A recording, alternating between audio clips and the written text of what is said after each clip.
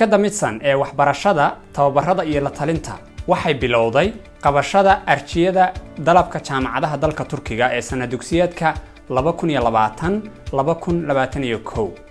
Waxaan idin diyaarinay khuburo idin kala talin doonta jaamacadaha aad doonaysaan iyo takhasusada aad baran doontaan. Sidoo kale shirkadda Midsan waxay idin haysaa qiimo dhimisyo shirkadda u gaara oo gaaraya ilaa iyo 50%.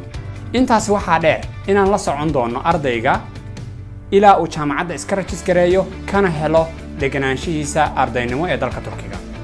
Haddaba haddii aad doonaysid inaad wax ka barato jaamacadaha dalka Turkiga ama aad ubadkaaga u rabto waxbarasho tayo leh, fadlan nagala soo xiriir lambarada hoos ku qoran. Midsan waa iskuulka Soomaaliyeed ee kaliya ee ka furan magaalada Ankara ee dalka Turkiga oo lagu barto luqadaha Turkiga, Englishka iyo sidoo kale imtixaanada caalamiga ah ee SATka iyo YOSka.